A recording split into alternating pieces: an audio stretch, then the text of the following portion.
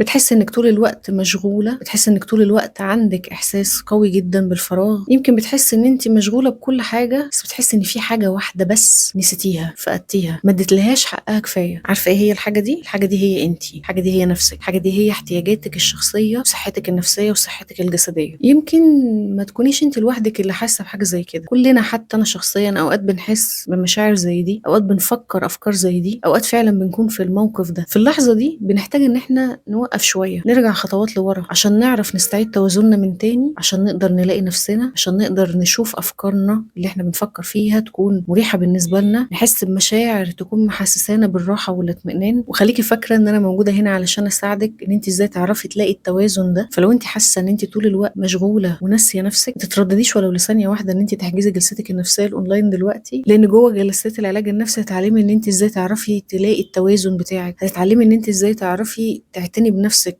وتعرفي ان انت تحددي حدودك بشكل واضح جدا بطريقه صحيه من غير ما اللي حواليا يزعلوا، وانا كمان اقدر ان انا احس بقيمتي. وما تنسيش هتلاقي لينك الحجز موجود في البايو.